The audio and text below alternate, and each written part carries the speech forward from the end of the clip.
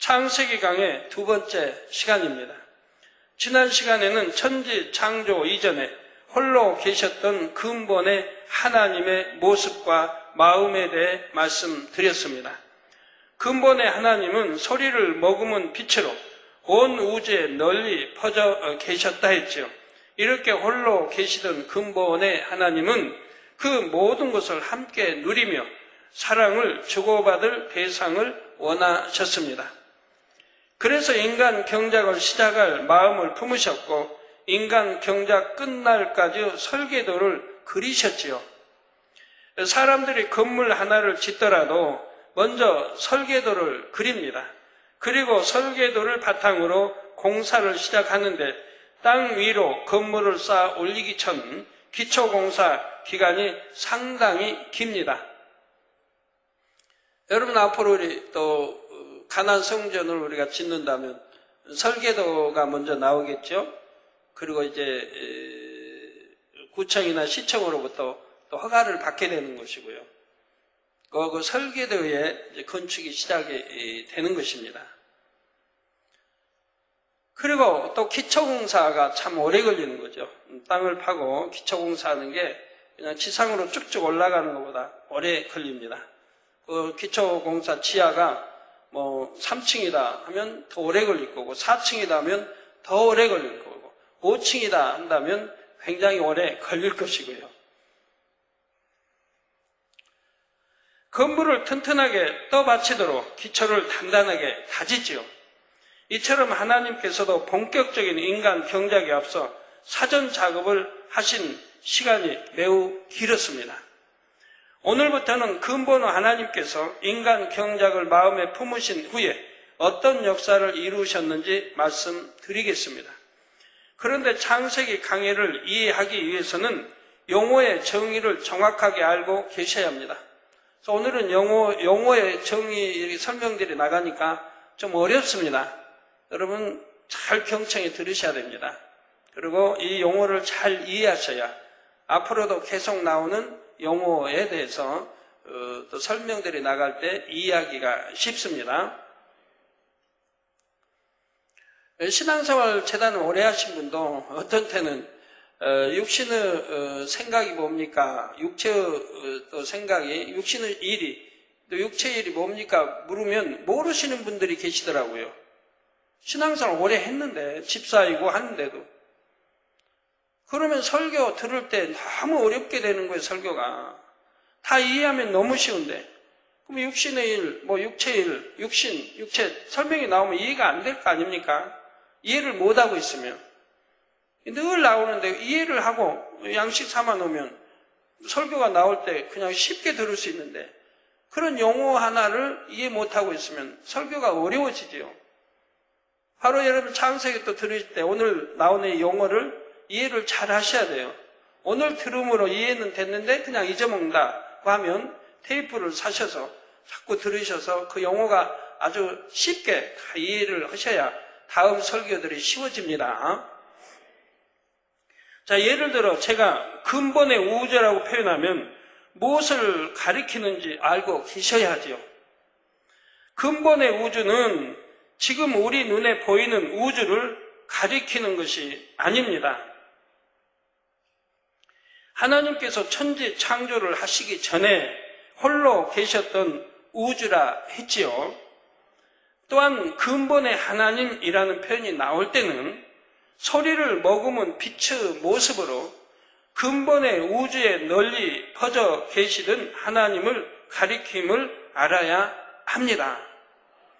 그러면 제가 매번 근본의 우주가 뭔지, 근본의 하나님은 어떤 모습이었는지 설명하지 않아도 되지요. 오늘 설명함으로 다음에는 설명하지 않아도 된다 이 말입니다. 그래도 뭘 뜻하는지 여러분들이 아셔야 된다 이 말이에요. 근본의 빛, 근본의 소리도 마찬가지입니다.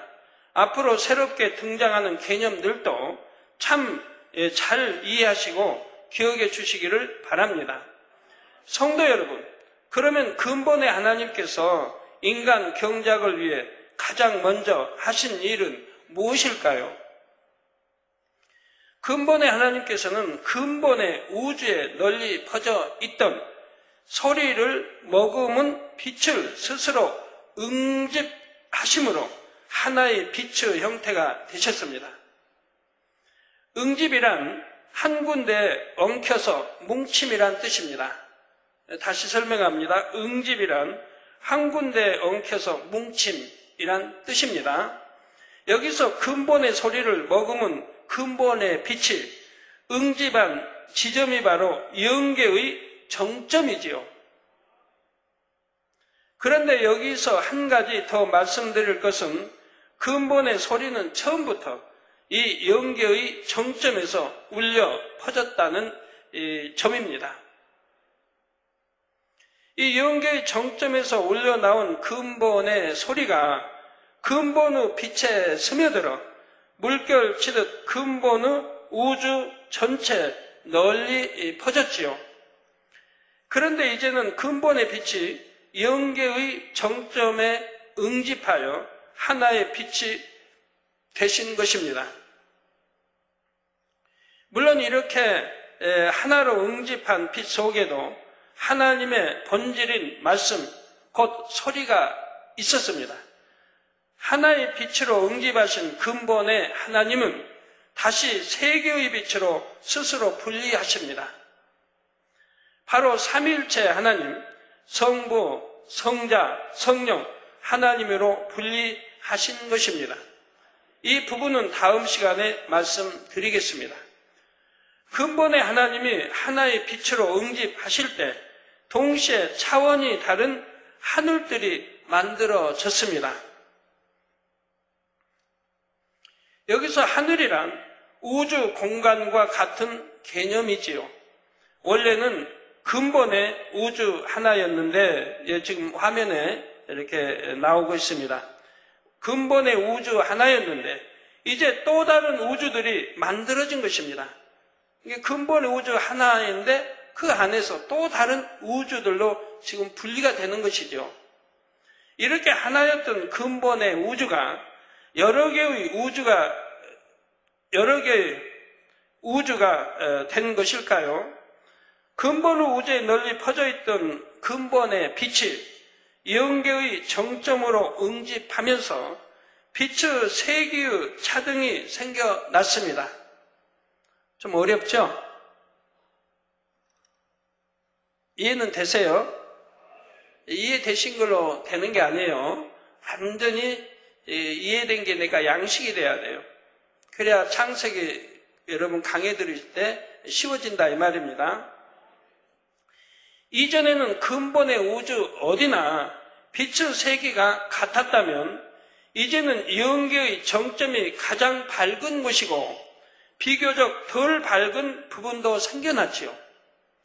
비유를 들면 동일한 밝기의 1만 개의 전구를 이 성전 안에 골고루 달아 놓았다면 성전 어느 곳이나 밝을 것입니다. 골고루 해놨다면 전체가 동일하게 밝을 것이라 이 말입니다. 그런데 이 전구 1만 개를 켰을 때와 밝기가 같은 전구, 전구 1만 개를 켰을 때와 밝기가 같은 전구 단 한 개만을 중앙에 켜놓는다면 어떻게 될까요? 얼른 머리가 돌아가세요? 그때는 이 한 개의 전구와 가까울수록 더 밝으며 멀어질수록 상대적으로 덜 밝을 것입니다. 이해되시죠? 예, 1만 개를 달아놨다면 곳곳에 동일하게 밝을 건데 이 밝은 1만 개를 합친 밝은 것을 가운데 정중에 하나만 달았다고 하면 그 밝기는 곳곳이 다를 거 아닙니까? 그죠? 멀리 떨어질수록 덜 밝을 것이고 구석은 덜 밝을 것이고 하지 않겠습니까? 이처럼 근본의 빛이 하나로 응집할 때 빛의 밝기의 차이에 따라 다른 공간들이 형성되었지요. 그런데 이 근본의 빛은 영적인 빛입니다. 따라서 빛의 밝기가 달라진다면 영이라는 속성의 밀도도 달라집니다. 영의 속성은 무엇입니까? 또 어려워요, 계속.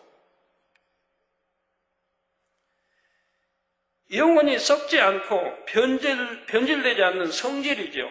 영의 속성은 영혼이 썩지 않고 변질되지 않는 성질이라 이 말입니다.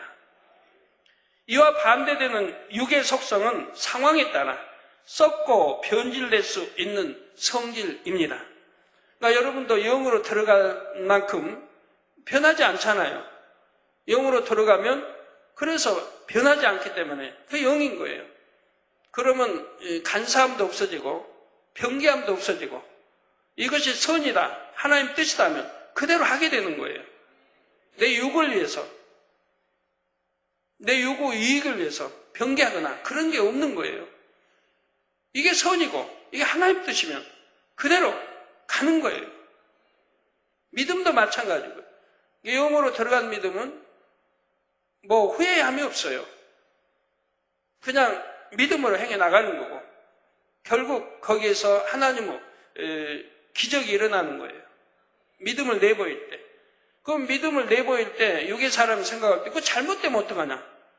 상관없어요. 그런 거 따지지 않아요. 내가 전에 피 흘려 죽을 때도 마찬가지예요. 하나님이 전지전능하시니까 하나님께 다 맡겨드리니까 편한 거예요. 그러면 산다고 생각 안 했어요. 좀 죽어간다고 생각했죠.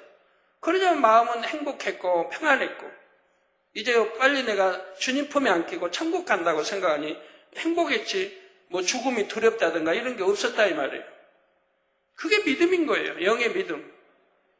아이고 잘못되면 어떡하나, 나 죽으면 어떡하나, 아이고 지금이라 병원에 가면 그냥 뭔가 쏘이면 낫는지 여하튼 얼마든지 할 수 있는 방법인데 혈관 터진 거야 참 나올 수 있는 건데 영의 믿음은 그렇지 않더라면 내 입술에 늘 고백한 대로 하나님은 전지전능하십니다.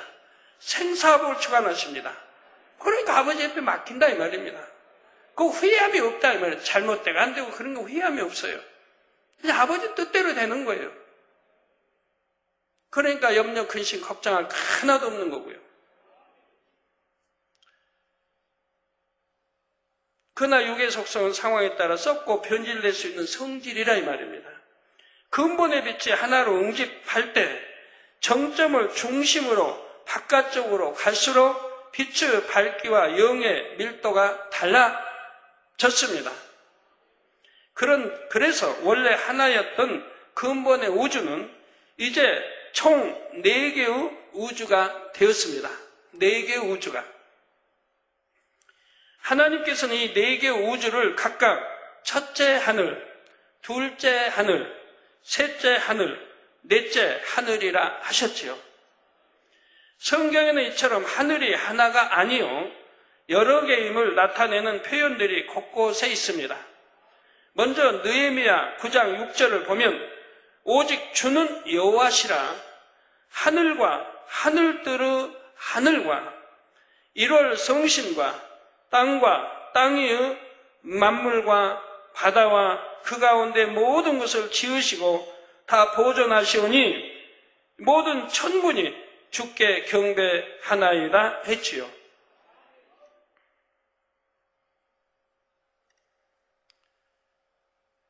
역대하 6장 18절 후반절에는 하늘과 하늘들의 하늘이라도 주를 용납지 못하겠거든 하물며 내가 건축한 이 전이 오리까 했습니다.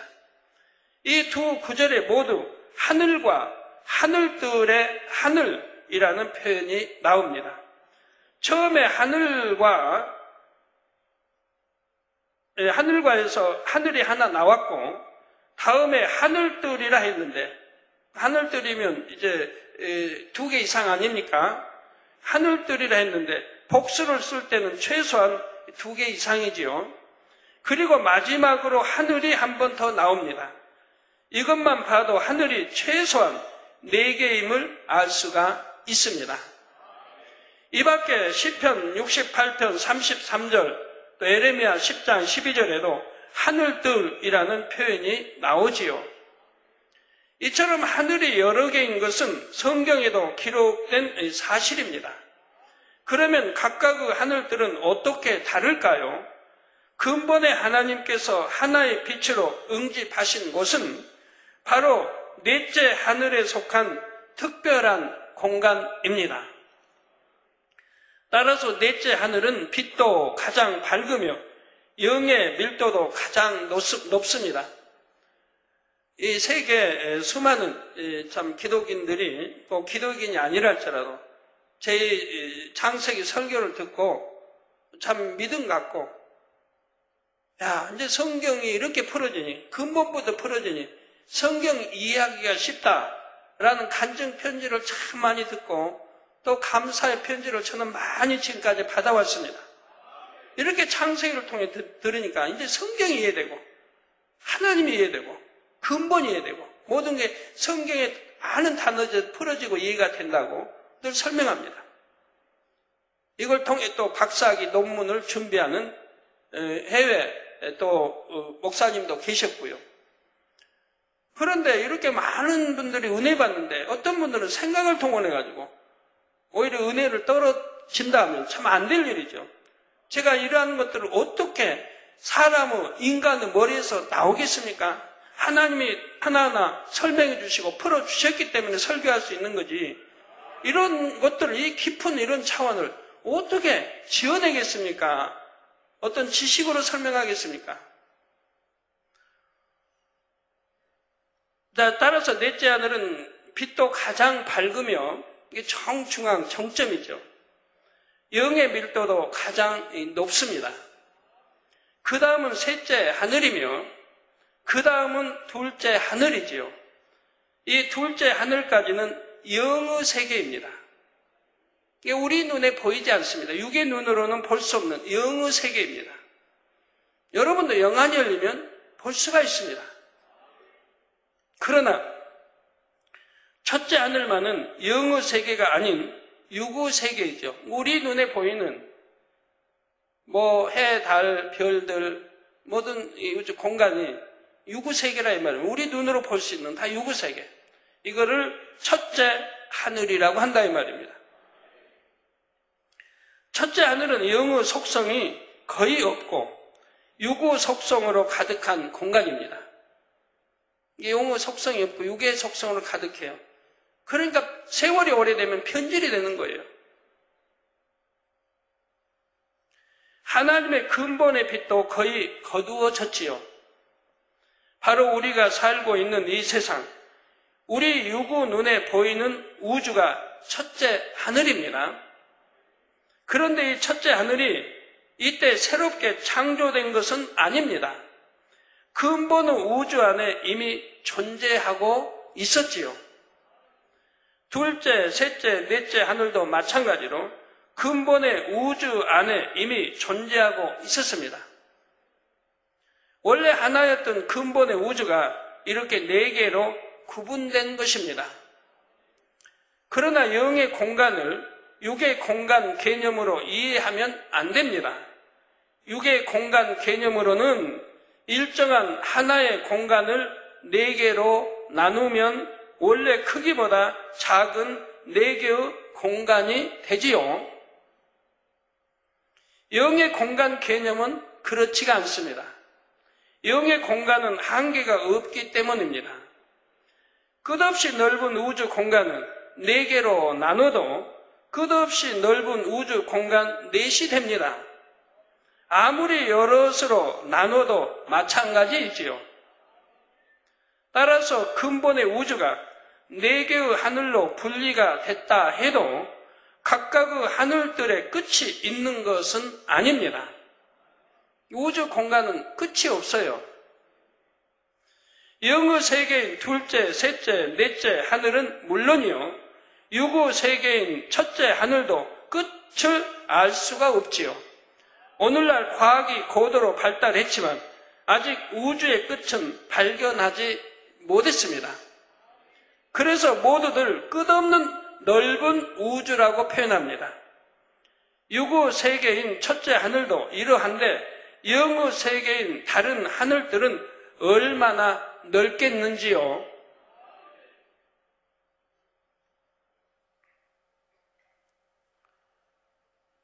어떤 사람들은 육의 개념으로는 끝이 없다면 이해가 안 되는 거예요. 뭐나 끝이 있다고 생각하니까. 뭐 우리나라 백두산, 부산까지 끝이 있죠. 그리고 바다. 어느 나라나 뭐 지구도 다 끝이 있는 것 같은데, 그러나 끝이 있다고 하면, 우주가 끝이 있다고 하면 끝 다음에는 또 뭘까요? 끝이 있다고 하면 끝 다음에는 또 뭐냐 이 말입니다. 지구는 끝이 있다면 끝 다음에 공간이 나오죠. 우주가 나오죠. 근데 우주에 끝이 있다면 그 다음은 또 뭐냐 이 말입니다. 그러니까 요거 개념으로 이해가 안 되고, 그래서 여러분들이 옛날에 창세기 10년 전에 들었을 때와 지금하고는 너무 이제 이해하기가 쉽습니다. 왜? 공간들을 배웠고 공간들을 체험했기 때문입니다. 우리가 보는 이 공간 외에 다른 공간이 있음을 여러분들이 친히 보았고 체험을 했습니다. 잠자리를 통해서도 그렇고, 아까 매거진에도 나오지 않습니까?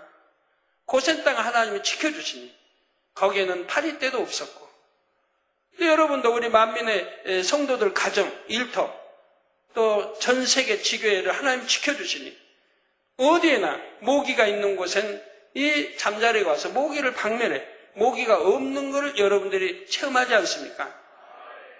우리 만민의 성도 가정 일터 사업자가 모기 없는 여름에 그렇게 많은 모기 없이 살아가지 않아요.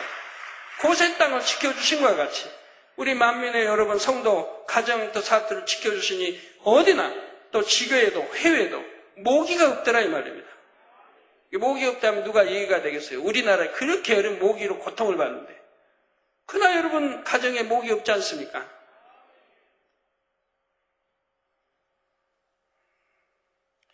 그래서 모두들 끝없이 넓은 우주라고 표현합니다. 유고 세계인 첫째 하늘도 이러한데 영어 세계인 다른 하늘들은 얼마나 넓겠는지요. 그리고 여러분, 제가 84년도 강원도에서 이 천국에 대해서 첫 계시를 받을 때 재밌는 일이 있었습니다. 하나님이 첫째 하늘, 둘째 하늘, 셋째 하늘, 넷째 하늘을 설명해 주셨어요. 그런데 다음에 또 설명이 나가는데 여기에 첫째 하늘을 넷째 하늘이라고 하시는 거예요. 그리고 둘째 하늘이 셋째 하늘이 되고 이렇게 또 설명이 나와요. 제가 설명을 들으면 굉장히 참 멍했죠. 왜? 아까는 첫째가 여기 하늘이라고 했는데 이제는 좀 넷째 하늘로 설명이 되는가? 라고 내가 지금 하나님 말씀을 이렇게 받으면서 지금 아주 멍해지는 거예요. 왜 이렇게 말씀이 틀리게 나오지? 무슨 뜻일까? 그런데 제 마음을 하나님은 이미 다 아시기 때문에 바로 이어서 설명이 나옵니다. 자, 너희가 볼 때는 여기가 첫째 하늘, 또 둘째 하늘, 셋째, 넷째 하늘인데 지금 하나님이 또 다르게 말씀한 것은 하나님 편에서 볼 때는 하나님이 계신 곳을 첫째 하늘이고 그 다음 천국을 둘째 하늘, 또 이 원수마귀 에덴이 있는 것 셋째 하늘, 너희가 사는 곳을 넷째 하늘이라고 하나님 편에서 말씀할 때는 그렇게 설명한 거다라고 설명을 해주세요. 제가 이내 말씀을 들으면 의문을 갖고 있으니까 이내 그 의문점을 풀어주시는 거예요. 그렇게. 그래서 참 또 감동을 받은 적이 있습니다만. 자, 그런데 근본의 우주가 4개의 하늘들로 분리되던 그 당시에는 각 하늘들의 내용물은 채워지지 않았습니다. 각각의 용도에 적합하게 공간만 나누어 놓으셨을 뿐 그 안의 내용물은 아직 창조되지 않았지요. 비유를 들면 사람들이 집을 지을 때도 집안의 각 공간 용도에 따라 공간의 크기와 위치를 정합니다. 안방, 아이들방, 거실, 부엌, 창고 등 각각의 용도에 따라 크기와 위치가 다르지요. 그리고 벽을 세워서 각 공간을 구분합니다. 집을 지은 직후에는 벽을 세워 공간만 구분했을 뿐 각 공간에 필요한 가구나 생활용품은 하나도 구비되지 않은 텅 빈 공간일 뿐입니다. 근본에 하나님께서 하나의 빛으로 하면서 근본의 우주가 4개의 하늘이 되었을 때가 바로 이런 단계와 같습니다. 그렇다고 완전히 텅 빈 것은 아니었습니다. 지금처럼 무수히 많은 별들이 있었지요. 은하계들과 무수한 별들은 이미 존재하고 있었습니다. 근본의 하나님께서 홀로 계셨던 근본의 우주 안에 이미 있었습니다. 근본의 하나님 홀로 계셨다 해서 근본의 우주 공간에 아무것도 없지는 않았지요. 무수히 많은 별들과 그 별들의 모임인 은하계들이 셀 수 없이 많이 있었습니다. 그 당시에는 이 지구가 포함된 우리 은하계는 없었습니다. 여러분이 설명을 항상 나오면 이렇게 그걸 이해하려고 하지 머리가 앞서서 다른 생각을 하면 안 되는 거예요. 그 당시에는 이 지구가 포함된 우리 은하계는 없었습니다. 이게 머리가 또 팍팍 돌아가는 분 그냥 앞서가다 보면 여기 우리가 사는 은하계는 창세기 1장에 보니까 빛이 있으라서 빛이 있었고 첫째 날 이렇게 둘째 날 했는데 왜 이 설명이 다른가? 또 이렇게 앞서가면 안 되는 거예요. 항상 머리 빨리빨리 굴리시는 분들, 육의 머리 빨리 굴리시는 분들, 혹시 또 그런 분들이 있었다면 오늘 크게 좀 깨닫는 시간이 되시기 바라요. 그 당시에는 이 지구가 포함된 우리 은하계는 없었습니다. 지구와 태양계와 우리 은하계는 인간 경작의 터전으로서 조금 더 나중에 창조가 됩니다. 조금 더 나중이라니까 여러분 생각하기에 또 그냥 수십 년, 수백 년 이렇게 생각하시면 안 돼요. 우리 인간의 생각으로는 헤아릴 수 없는 더 많은 세월이 흐른 거예요. 그 일일이 제가 설명해야 돼요. 아까도 어떤 분, 참 시험 든 분, 남편이 시험 든 분, 그 설명한 분이 있던데, 99년도에 당연히 축복이라고 했는데, 시험이 끝나면 축복이라고 했는데, 왜 아직 축복이 오지 않는가? 99년도도 지나지 않았는데, 왜 축복 주신다고 했는데 축복이 안 오는가? 그러고 이제 떠나셨다고 하죠. 근데 그 안에는 지역장님이시고, 그 따님도 이제 고3이건데, 그런데 하나님은 축복 주신다 했으면 분명히 축복 주셨습니다. 그것도 엄청난 축복을 주셨지 않습니까? 자, 바로 99년 사건이 있고 바로 2000년, 바로 반년 있다가 2000년 들어와서 우간다 성회부터 해서 CNN에 우리 권능이 이렇게 전파 CNN 뉴스를 통해 나가고 전 세계 이 권능이 또 알려지고 그리고 또 9,000개, 지금까지 벌써 9,000개 지교회가 생겨나고 GCN이 나왔고 그리고 얼마나 많은 기사 표적 권능을 베풀어 주셨습니까? 또 여러분들 얼마나 축복 많이 받아가고 있습니까? 그 당시 11조 100만 원 이상 드린 분이 있었나 모르겠어요. 저 빼놓고는. 있었나 잘 기억이 안 날 정도예요. 그러나 지금은 11조 100만 원 이상 드린 분이 300명이 넘고 50만 원 이상 드린 분은 500명이 훨씬 넘고 하지 않습니까? 얼마나 많은 축복받았어요. 예전에는 집 하나 제대로 가진 분들 몇몇 안 됐는데 오늘은 대부분 집을 가지고 계시고 자가용 여러분 집안에 한 대 내지 두 대, 어떤 분은 세 대까지도 있는 분들도 꽤 있지 않습니까? 또 영혼이 잘 됐고요. 또 강건해지시고요. 얼마나 많은 축복을 받았어요. 하나님 축복 주신다 했으니까 진행형이에요. 계속 축복 주시는 거지. 축복 주신다 해서 두 달, 석 달, 넉 달 안에 주셔야 되는 겁니까? 물론 그때도 주셨죠. 영혼이 잘 되는 축복 주시면서 육의 축복도 주신 것이고요.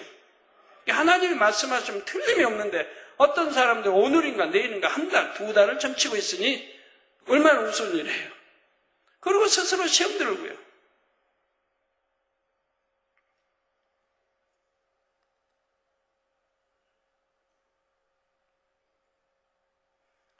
자, 이러한 근본의 우주 공간 중에서 근본의 하나님께서 하나의 빛으로 응집하실 때 영의 속성이 거의 걷어진 공간이 바로 우리 육의 눈에 보이는 우주입니다.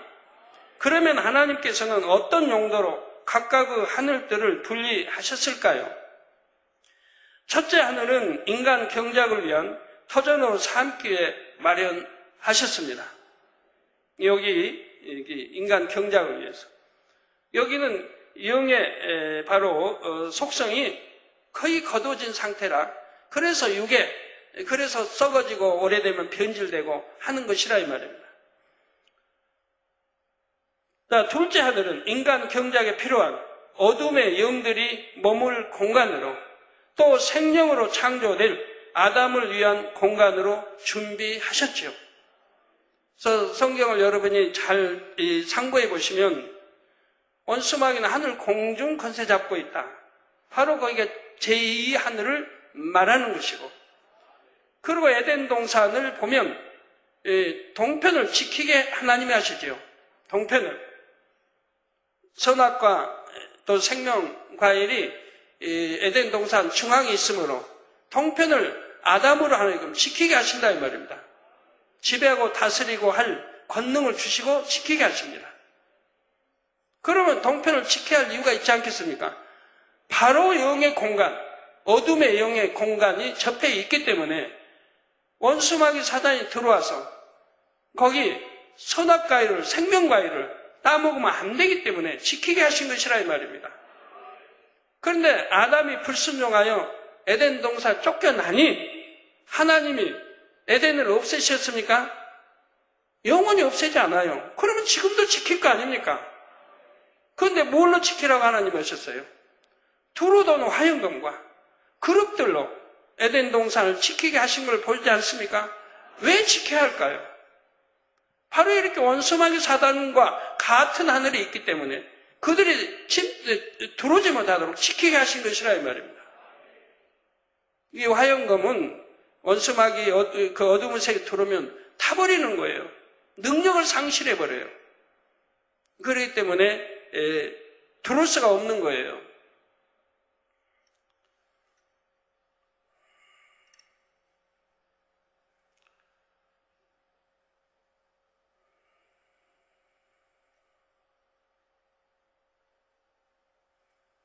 자, 그리고 셋째 하늘은 인간 경작을 통해 얻어질 하나님의 자녀들이 영원히 살게 될 천국을 짓기 위해서 마련하셨습니다. 자, 셋째 하늘에 천국이 있음은 성경에도 분명히 나오지요. 바로 고린도후서 12장 2절 전반절에 사도 바울이 내가 그리스도 안에 있는 한 사람을 아노니 14년 전에 그가 셋째 하늘에 이끌려 간 자라 했습니다. 14년 전이라면 그가 아직 성결과는 거리가 먼 때예요. 그러니까 셋째 하늘에 낙원에 가게 된 거죠. 14년 후였다 하면 아마 낙원을 보여주진 않으셨을 거예요. 더 좋은 천국을 보여주셨지. 셋째 하늘에 이끌려 간 자라 했고 그리고 고린도후서 12장 바로 4절에는 그가 낙원으로 이끌려 가서 말할 수 없는 말을 들었으니 사람이 가히 이르지 못할 말이로다 했죠. 이게 그들은 아직 신앙이 초보, 젖먹이 신앙밖에 안 되는 거예요. 그래서 이런 깊은 단계를 설명하면 오히려 보고 말한 자가 잘못됐다 해버리는 거예요.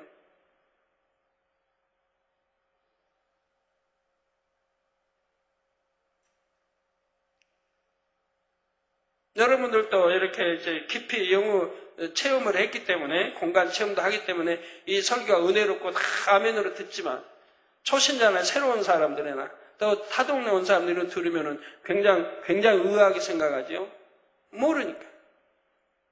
그러다가 잘못 생각을 동원하면 시험에도 드는 거고. 그러나 여러분은 영의 공간을 체험했지 않습니까? 잠자리를 통해서도 별의 이동, 기타 많은 걸 통해서 영의 공간을 체험하셨다 이 말입니다. 그렇기 때문에 이제 다 이해가 된다 이 말입니다. 영의 공간을 통해서 태풍을 소멸한다든가 많은 기후를, 아무리 여름 첫째 주 8월 우리나라 첫째 더운 때도 여러분은 시원한 일기 속에 수련을 한다든가 이런 걸 다 체험을 하고 계시다 이 말입니다. 자, 바로 사도 바울은 셋째 하늘로 이끌려 갔는데 그가 간 곳은 낙원이었습니다. 낙원은 천국의 여러 처소 중 하나이지요. 이를 통해 셋째 하늘이 천국이 있는 공간임을 알 수가 있습니다. 마지막 넷째 하늘은 삼위일체 하나님을 위한 공간입니다. 근본의 하나님이 하나의 빛으로 응집하신 곳이 이 넷째 하늘에 있으며 넷째 하늘은 이전의 근본의 우주와 차원이 같은 공간입니다. 이렇게 용도에 적합한 차원의 하늘들을 만드셨으되 아직 내용물은 채워지지 않았다 했습니다. 예를 들어 첫째 하늘에는 인간 경작의 터전인 지구와 태양계, 우리 은하계가 아직 창조되지 않았지요. 셋째 하늘에도 아직 천국이 형성된 것이 아닙니다. 천국을 만들기에 적합한 영의 공간만 형성이 되었습니다. 지금 이 상황은 근본의 우주에서 4개의 하늘들로 처음 분리됐을 때를 설명하는 것입니다. 이후에 하나님의 창조 역사로 내용물들이 점차 채워지게 되지요. 그런데 여기서 영의 공간에 대해 한 가지 개념을 더 이해해야 합니다. 육의 공간 개념으로는 4층 건물이라면 1층 위에 2층이 있고 그 다음은 3층, 그 다음은 4층이지요.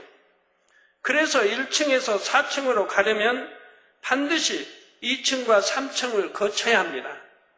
반대로 4층에서 1층으로 내려오려면 3층과 2층을 거쳐야 하지요. 그러나 영의 공간은 다릅니다. 4층에서 2층이나 1층으로 바로 갈 수가 있습니다.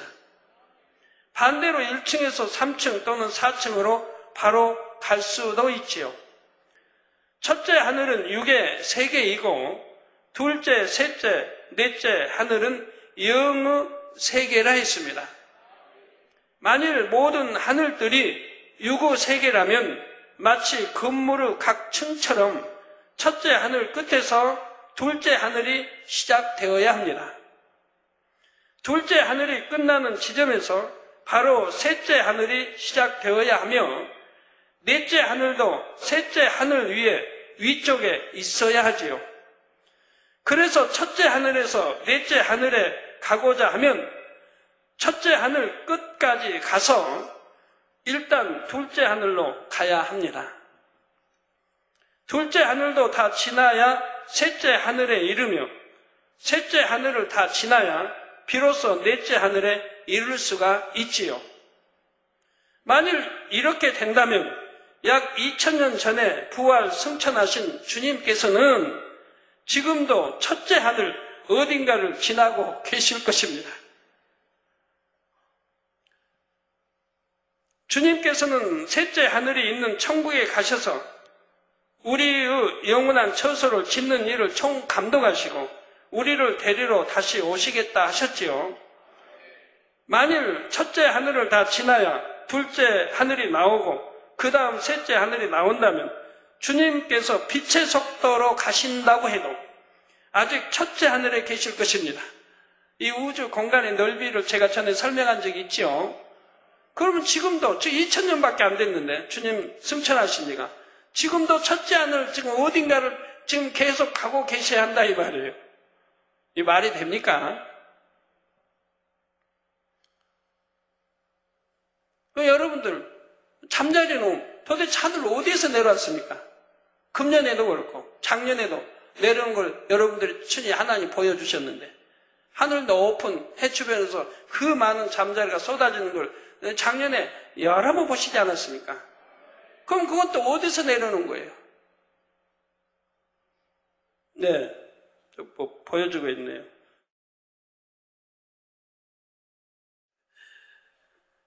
네, 저 태양이 있는 곳에서 쏟아져 내려옵니다. 그래서 반짝반짝 꼭 저기 한방눈처럼 좀 내려오고 있는데요. 내려와서 이제 가까이 와 보니까 잠자리인 것을 볼 수가 있죠. 주님께 빛의 속도로 가신다 해도 아직 첫째 하늘에 계실 것입니다. 그러면 천국의 집들은 언제 지으시며 또 언제 다시 우리를 데리러 오시겠는지요. 사도행전 1장 9절에 보면 주님께서 저희 보는 데서 올리워 가시니, 지금 제자들과 많이들 보는 데 지금 올리어 가고 계십니다. 하나님이 좀 올리십니다. 올리어 가시니 구름이 저를 가리워 보이지 않게 하더라.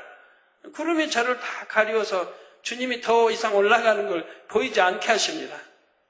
성경 곳곳에 이렇게 승천하는 거 보면 꼭 구름이 등장한 걸 볼 수가 있어요. 주님께서 첫째 하늘을 어느 지점까지는 올라가셨는데 곧 구름에 가렸고 그 후로는 보이지 않으셨지요. 그러니까 여러분, 구름 나타나고 사라지는 위치 알지 않습니까? 거기까지 올라가셨다 이 말이에요. 제자들 보는 앞에서. 저기 구름이 나타나고 사라지는 거 여러분 보여주고 계시죠. 저건 현대는 TV에 나오면 구름 저렇게 나오고 사라져 보이는데 그건 조작한 건데, 저건 절대 조작이 아니에요. 친히 여러분도 본바고 다 찍은 거예요. 나타나고 사라지는 것을 여러분 수도 없이 눈으로 본 바예요. 바로 주님도 저 위치 공간까지 오르셨다 이 말이에요. 그 구름으로 감싸서 보이지 않게 하셨다 이 말입니다. 그 다음은 보여주면 안 되니까. 안 그랬으면 지금 궁금증이 되게 많을 거 아니에요. 지금도 우주 어느 지점을 지금 통과하고 계시하는데, 올라가면 도대체 추워서 어떻게 올라가실까? 꽁꽁 얼어버릴 텐데. 우리 비행기 나르는 그 위치만 해도 약 비행기 그 밖 온도는 70도, 마이너스 70도, 영하 70도, 또 좀 낮게 내려면 60도, 40도, 이렇게 되는 걸 봐요. 외부 기온이 비행기 안에 이렇게 표기가 되니까 알 수가 있죠.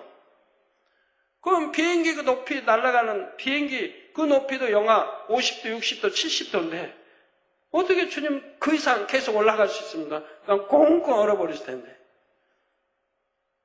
그게 유구 생각 통원하지 않도록 이렇게 하나님이 역사하지 않아요. 구름으로. 그래서 보이지 않았더라면 그거까지만 여러분 이해하시면 되지, 생각 굴려서 하면 안 된다 이 말이에요.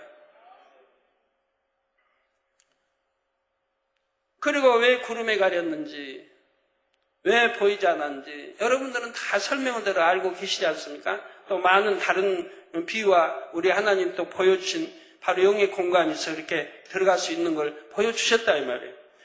바로 그 지점에는 영의 세계, 그 중에서도 넷째 하늘로 통하는 문이 있었습니다. 둘째 하늘로 통하는 문도 있고, 셋째 하늘로 통하는 문도 있고, 넷째 하늘로 통하는 문도 있다 이 말입니다. 그래서 굳이 첫째 하늘 끝까지 가지 않아도, 또한 둘째, 셋째 하늘을 거치지 않아도 곧바로 넷째 하늘에 갈 수 있으셨지요. 또 다른 예로 사도행전 7장 55절에서 56절에 보면 스데반 집사가 영안이 열려 영의 세계를 보는 장면이 나옵니다. 스데반이 성령이 충만하여 하늘을 우러러 주목하여 하나님의 영광과 및 예수께서 하나님 우편에 서신 것을 보고 말하되, 보라, 하늘이 열리고 인자가 하나님 우편에 서신 것을 보노라 했습니다.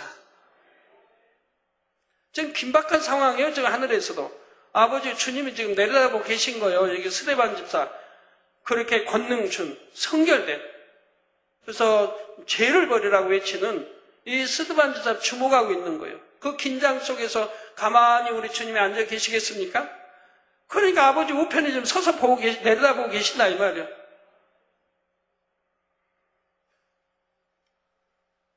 그래서 스데반 집사 영안이 열리니까 넷째 하늘에 하나님 근본에 있는 넷째 하늘에 또 보좌에 또 우리 주님이 우편에 앉았다가 저 일어나서 긴장 속에 내려다보고 계신 걸 지금 보고 있다 이 말입니다.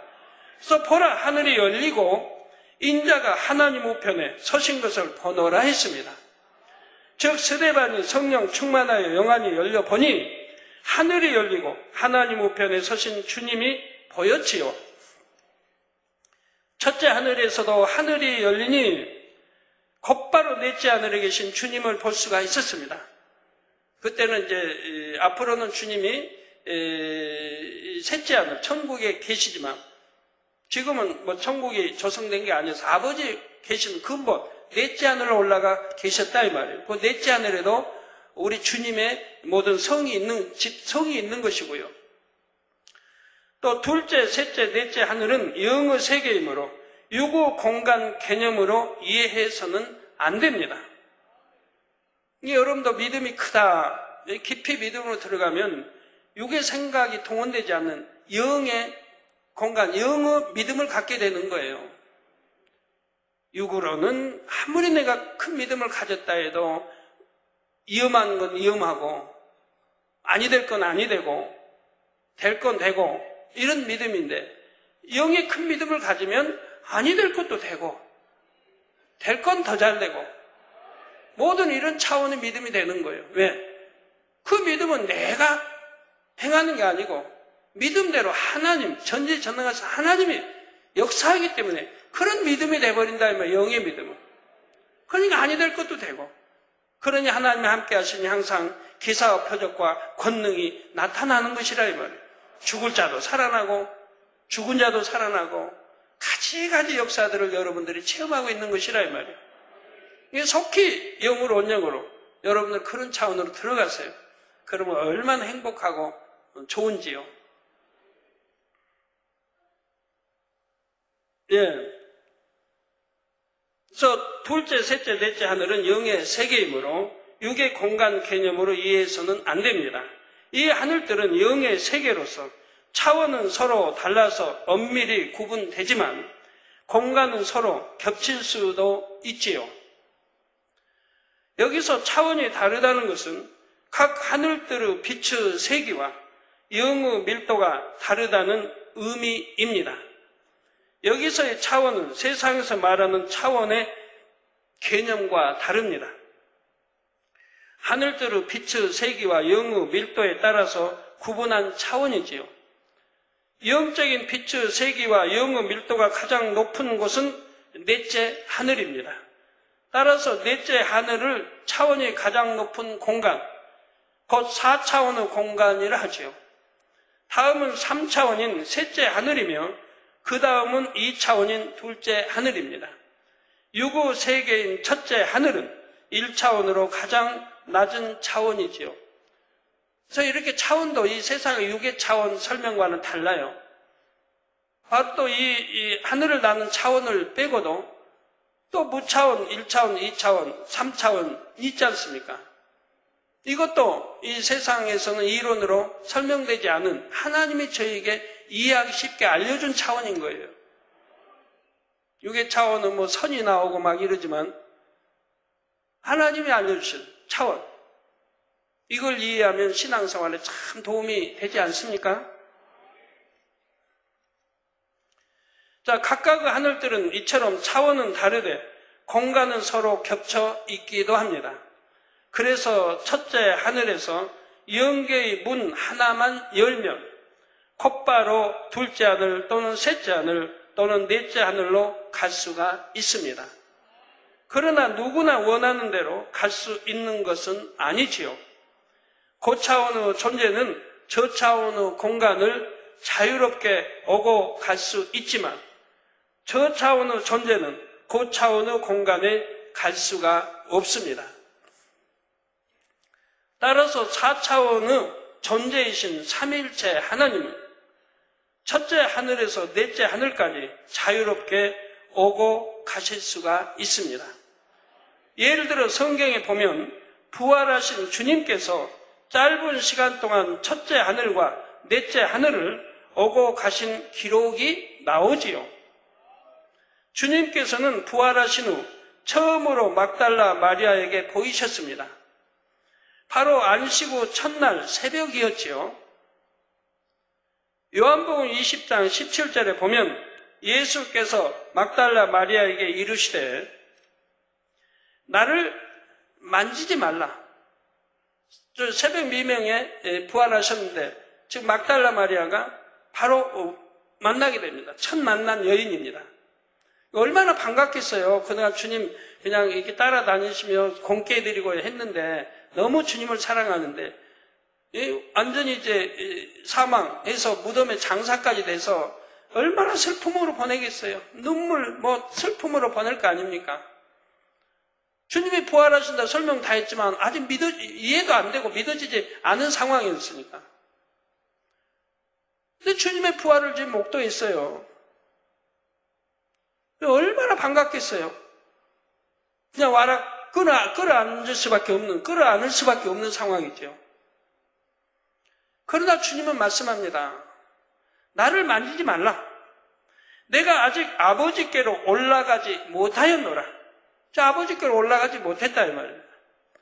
너는 내 형제들에게 가서 이르되 내가 내 아버지 곧 너희 아버지, 내 아버지, 우리 주님은 내 아버지, 곧 또 너희 아버지도 되고 내 아버지 곧 너희 아버지 또 내 하나님 곧 너희 하나님께로 올라간다 하라 하셨습니다.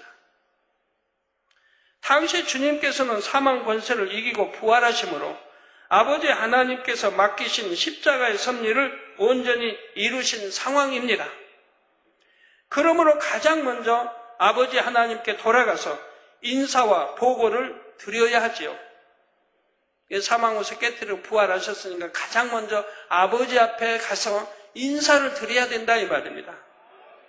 내 사명 일일이 감당하고 사망 것을 깨뜨리고 이제 부활로 나왔습니다 라고 보고를 하고 인사를 드려야 된다면 이게 순서라 이 말입니다.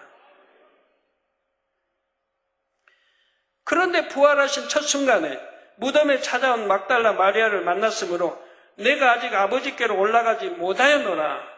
그러니까 나를 만지지 말라고 말씀하신 것이라 이 말입니다.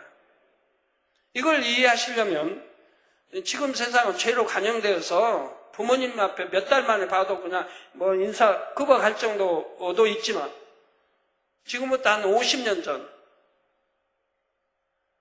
40년 전, 50년 전만 해도 우리나라만 해도 그렇지 않았습니다. 저 서울에서 공부하고 이제 겨울방학이나 여름방학이 되면 이제 시골 부모님 집에 가지요. 부모님 집에 가면 여름방학 마치고 갔다고 해봐요. 가면 부모님 이제 계시고 형님도 계시고 형수님도 계시고 그러면 그냥 지나쳐 갑니다. 지나쳐 들어가요. 거기만 깠다 가고 제가 지나쳐 들어가요. 반갑게 그냥 앉고 인사 안 해요. 왜? 먼저 아버지 앞에 인사드리고 어머니 앞에 인사드려야 되니까. 아버지가 만약에 마당에 계시다면 아버지 올라가십시오 하고 방으로 모셔요.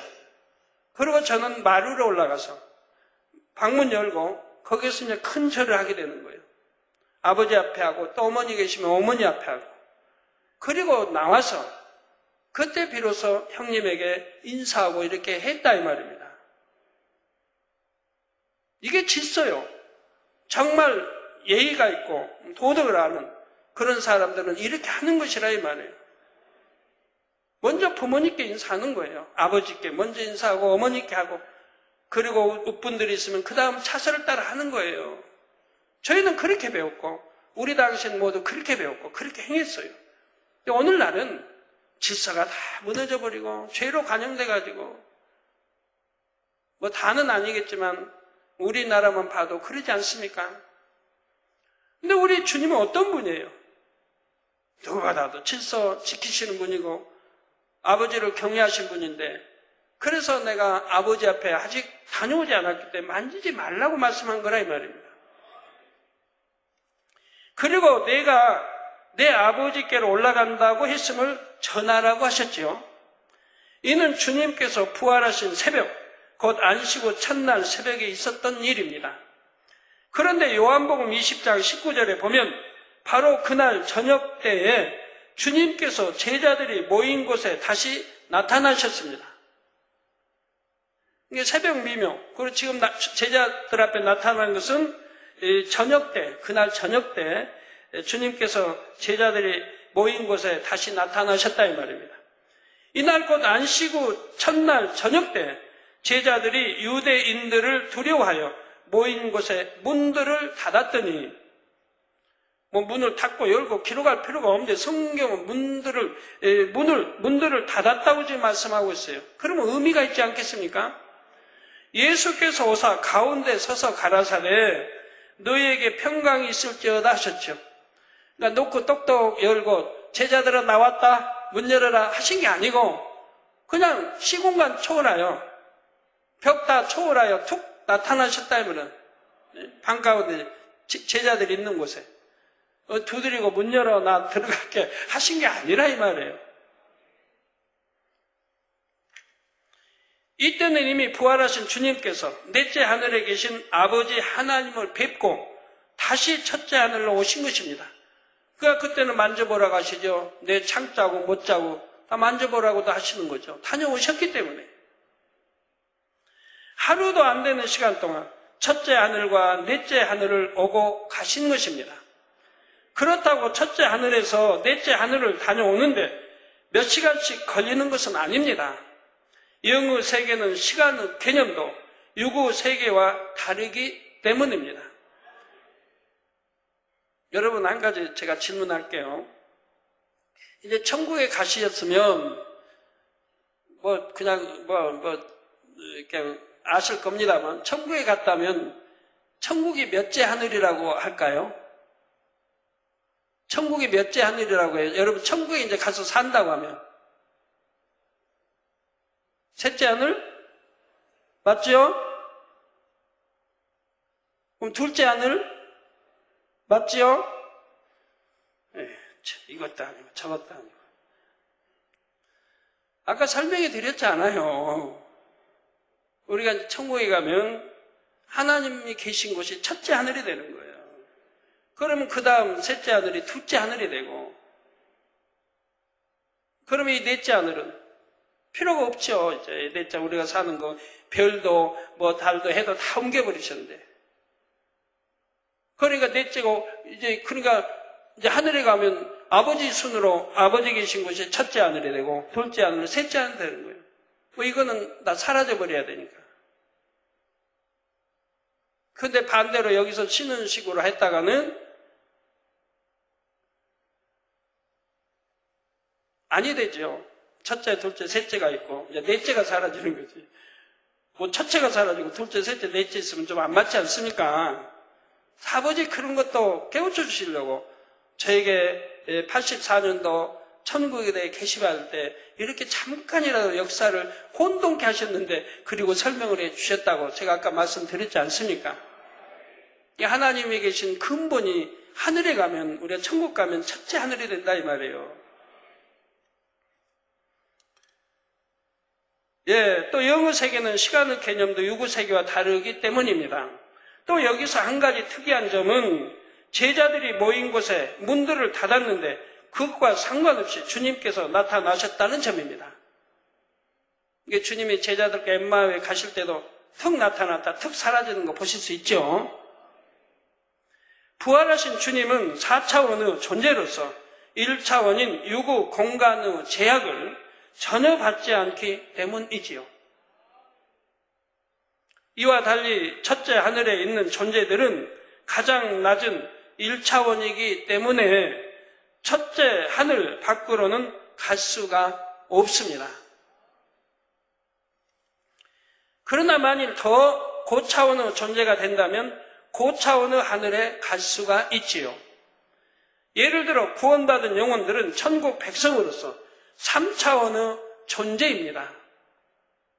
천국 셋째 하늘에 갈 3차원에 갈 하나님 자녀들이니까 3차원의 존재들이라 이 말입니다. 그래서 1차원인 육의 몸을 벗게 되면 3차원인 영혼은 셋째 하늘의 천국에 가지요. 우리 이제 성경 영혼, 주인이 영이니까, 그 다음 혼은 종이니까 영혼, 육이 나오죠? 세상 사람들은 뭐라고 표현해요? 영혼이라고 표현 안 합니다. 세상 사람들은 뭐라고 표현해요? 뭐가 주인이에요? 혼이 주인이에요, 혼이. 그러니까 혼령이라고 그래요, 혼령. 혼령이 떠났고, 혼령. 이해되세요? 안 되세요, 장로님들? 우리 하나님의 자녀들은 영혼, 영, 주인, 영, 혼, 종, 우리 영혼을 담고 있는 몸, 이렇게 표현이 되지만, 서양 사람들은 혼의 사람들이니까 혼을 먼저 치잖아요. 혼령. 아니, 그냥 가만히 계시니까. 한 말씀도 안 놓치시려고 지금 긴장하고 듣고 계시는 거죠? 네, 그래서 1차원인 유고의 몸을 벗게 되면 3차원인 영혼은 셋째 하늘의 천국에 갑니다. 그런데 이 땅에 살 동안에도 영의 마음, 온 영의 마음을 이루면 영의 공간을 체험하며 살 수가 있습니다. 영의 사람에게서 나오는 영적인 빛의 세기와 마음에 이룬 영의 밀도가 셋째 하늘의 차원과 같기 때문입니다. 우리 성도님들도 이제 믿음이 많이 성장하여 이러한 영의 공간을 많이 체험하시니 이해가 잘 되실 줄 압니다. 성경에는 영의 공간 안에서 일어난 일들이 많이 나오지요. 그 일들은 영의 공간 개념과 영의 시간 개념을 알아야만 이해가 됩니다. 이 부분에 대해 더 깊이 알기 원하신다면 공간과 차원이란 설교를 참고하시기를 바랍니다. 여러분께서 영에 이렇게 참 공간이 있기 때문에 또 다르기 때문에 여러분이 온영으로 들어간다면 완전히 3차원에 이제 들어갈 수 있는 셋째 하늘 이제 천국에 들어갈 수 있는 이런 몸이기 때문에 믿음도 그런 믿음이고 그러니까 그 믿음은 불가능이 없는 그런 믿음이 되는 거예요. 할 수 있거든요. 무슨 말이냐. 믿는 자에게는 능치 못할 리 없다. 불가능이 없다라고 이렇게 말씀하시는 거예요. 내 믿음대로 되라. 육에 있으면 육의 믿음대로 될 것이고 영으로 들어갔으면 영의 믿음이 나올 것이고 온영으로 들어갔으면 온영의 믿음이 나올 것이고 그 믿음대로 되라는 거예요. 뭐 틀림이 없습니다. 항상 저를 지켜보시니까 저에게 그렇게 되어지지 않습니까?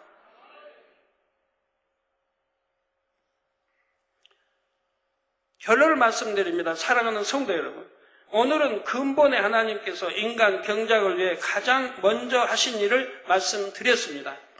소리를 머금은 빛의 모습으로 온 우주에 퍼져 계셨던 근본의 하나님은 영계의 정점에 하나의 빛으로 응집하셨지요.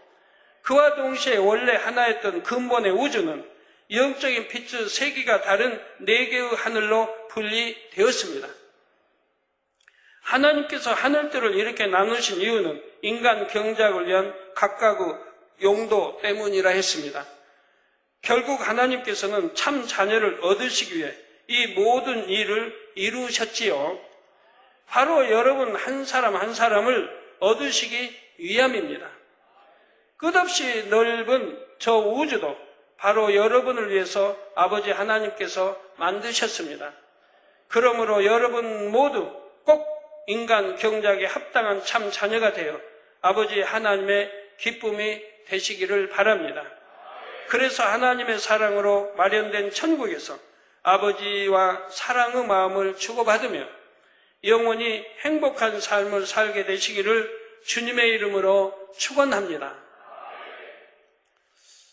여러분들이 창세기 강의를 들으시면서요, 하나하나 깊이 기도하며 음미해 보세요. 영 터득하고 영으로 들어간 만큼 많은 무한한 능력들이, 이에 따라서 능력들이 주어지는 거예요.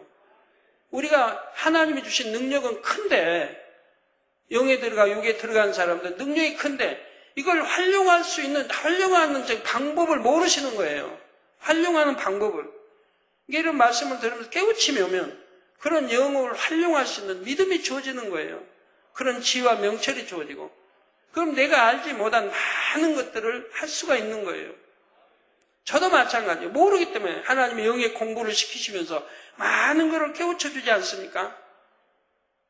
태풍도 물리칠 수 있다. 마음에 품으면 이런 잠자리도 다 이제 불러낼 수 있다. 또는 무지개들, 기타 일기까지도 주관할 수 있다. 아무리 더워도 시원케 원하면 할 수 있다. 이런 거 뭐나 할 수 있는 권능이 있어도 활용할 줄 모르니까 활용하는 방법들을 하나하나 깨우쳐주신 거 아닙니까? 그래서 하늘을 보라. 하늘에 구름이 흐르는 거 흘러가는 걸 봐라. 바람이 어디서 어디로 가는지 살펴봐라. 이런 공부를 다 시켰잖아요.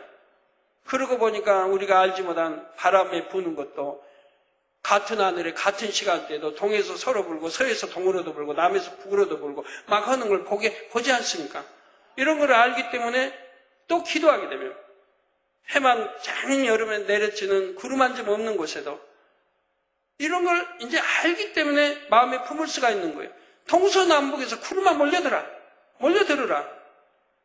그러면 동서남북에서 구름이 몰려들어 해를 가리지 않습니까? 한쪽에서만 이게 온다면 시간이 많이 걸릴 텐데 이제는 알기 때문에 구름을 부르고 이런 거 알기 때문에 그렇게 마음에 품고 기도하게 되니 그대로 역사되는 걸 여러분들 많이 체험하지 않았습니까? 그래서 여러분이 듣고 다 터득하면 영의 그 활용, 믿음의 활용, 영의 활용 이런 걸 많이 할 수가 있어요. 그래서 내게 하나님 능력을 주셨어도 활용법을 모르면 못하고 권능을 주셨어도 마찬가지. 죽은 자 살릴 수 있는 권능을 주셨어도 모르면 못하죠. 알면 하고. 그래서 늘 체험해보면 그 체험이 믿음이 돼서 이제 행하게 되고 하는 걸 보게 되지 않습니까? 또 부지런히 영의 공부를 잘 하시고 또 창세기 공부를 여러분이 잘 하시고 오늘 들은 말씀들이 너무 어려우니까요. 꼭 테이프를 통해서 2번, 3번, 4번 들어서 완전히 양식을 삼으세요. 그래야 다음 시간들이 수월하게 이해가 되어집니다.